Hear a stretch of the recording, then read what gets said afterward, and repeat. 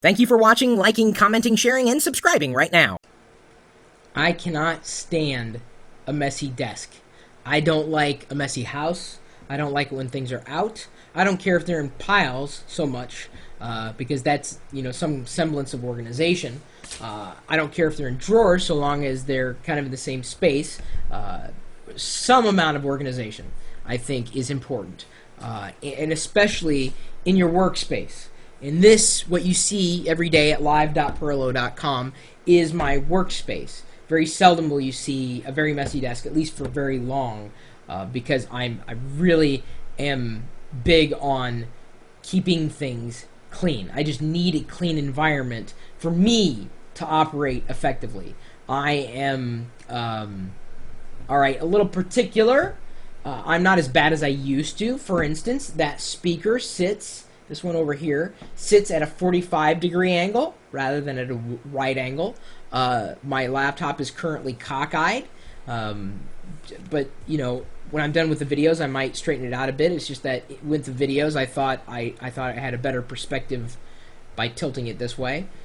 So I was going for visual appeal in the video rather than here on the desk.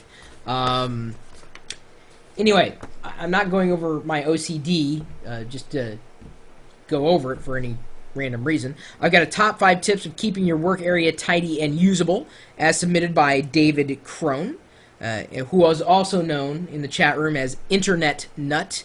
And I'd imagine that's David's YouTube handle as well. Hey Chris, after viewing and reading other users' top 5 lists, I thought I would send you mine for keeping your work area tidy and usable.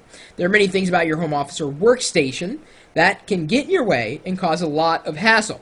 I hope these tips keep that type of stress to an absolute minimum. I hope you like them. Number 1, buy cable tidies. You can pick these up pretty cheap and you can get them at general stores. If you're anything like me, as you move things around your desk, the wires below or behind it can become tangled, and hours of frustration can occur when the time comes and that you need to tidy it up. These will keep certain wires from certain pieces of equipment all separate from one another and keep computing from being a chore. Very true.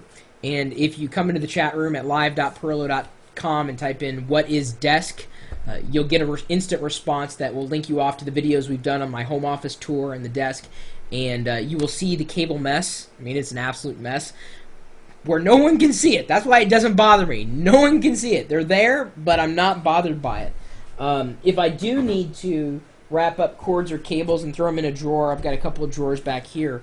Like here, I've got, it's not a twisty tie. What it is, I went to, I don't know what it was, like an office supply store, maybe it was a computing store, and got this long roll of, it's not it's Velcro, but it's not, it's one single-sided Velcro, or double-sided, but in a single strand. So the soft side is on one part, and the other part, which isn't really spiky, but it's definitely the other part of the softer side to make things adhere, or make it adhere to itself. How do you explain Velcro? Anyway, the idea is that I can set out a strip of the Velcro and then clip it at a certain length that I want it, and then use that instead of twisty ties, and it's a little easier to manage, and it looks a lot better, I think, than most other things. Plus, if I use this kind of stuff, it's typically the same color, black. I really don't have a lot of multicolored things, at least for twisty ties. Number 2, mark plugs with a sticking label. Be sure not to cover any fans which allow heat to leave the equipment, but you can use sticking labels to mark plugs, so if you ever need to remove that piece of plugged-in equipment, you can do it easily without having to unplug everything to see what is what. Now, you saw me reaching over. I was grabbing this. It is a label maker.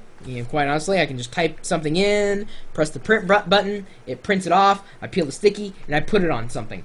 And I've learned to do that a lot, especially more than for any other reason.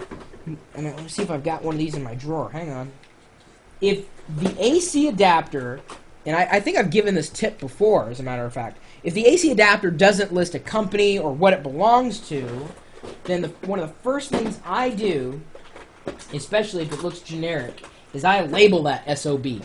I print out exactly what it is, what it goes to, etc. So that if I, happen to have it in a different location than what it was supposed to plug into, at least I can bring them back together instead of having drawers and drawers full of cables with absolutely nowhere to connect and possibly to things that I don't own anymore. Number 3, have a designated storage space for everything you need. It's useful to have a cupboard in your desk or a drawer in which you can store things and that you know what's inside. If you have some useful computing magazines, designate a cupboard or a drawer on your desk so that when you need it, you can go to that space and get what you need without having to try to find it under lots and lots of papers. This is also useful for printed documents, etc. that need to be stored safely. If your desk does not have any storage space, perhaps invest in a filing cabinet. That's one thing about my home office is that I do have plenty of space, not in just in my hutch. I've got some drawers with some regularly used equipment. I've got a closet that's full of custom, well, not really custom built like drawers. I got some drawers and then some shelves for those drawers, and it looks really, really nice when I'm in there. It's enough space for the cords and cables, and I keep them separate. I've got a place for everything though, so I know exactly where I need to go to get something. Number 4, don't let things lie around, especially liquid. Liquid next to electricity is, and always has been, a bad idea.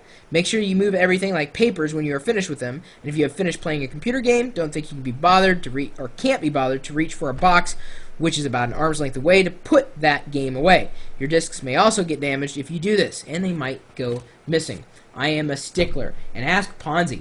I mean, I go off the wall when I open up a container for a movie or a game or music or what have you, and it's the wrong disc. Or worse yet, there's no disc in there. I freak. I'm like, you know, it upsets me. It really upsets me when anybody takes something out to use it and doesn't put it away.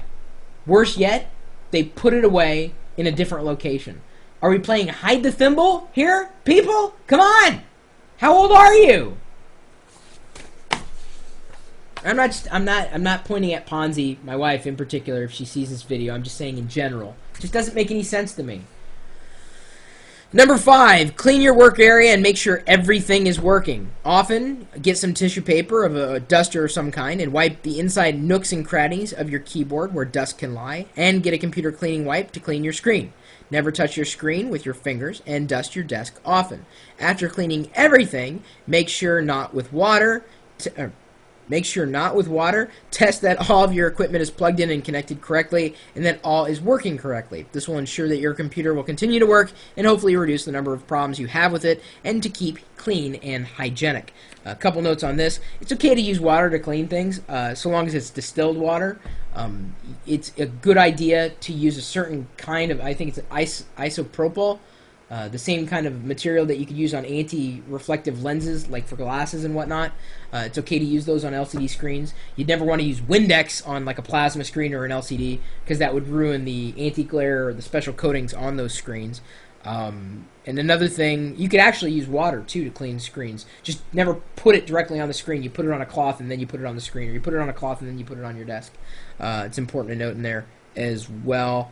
Oh, and then I've seen these. I've never actually picked them up, before in person, or I've never owned one. But they have these, I guess, I don't know, they're ultraviolet lights that you can hover over your keyboard to kill germs. That's a good idea. I know there's so much crud that has collected in my keyboard over the years. In fact, I did a video a long time ago of keeping a keyboard clean, or cleaning a keyboard. And maybe a good time to pull that one out of the archives. I think I recorded that one back in March, about a year ago. So, David, thank you for these top 5 tips of keeping your work area tidy and usable.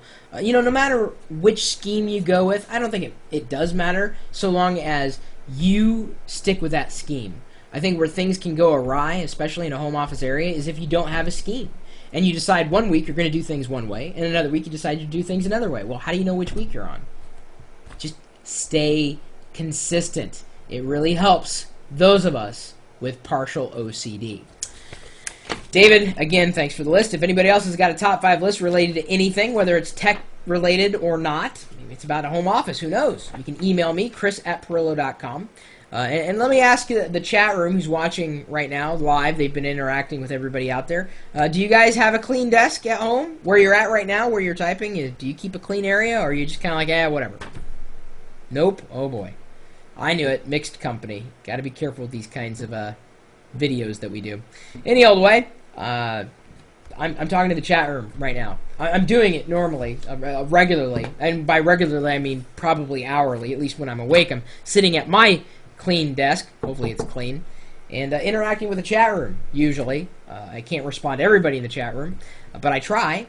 Considering there's over 300 people in the chat room right now, and we're open 24 hours a day, 7 days a week. Right now, we're streaming live to about 328 people. You could be the next one if you stop by live.pirillo.com. We'll see you later.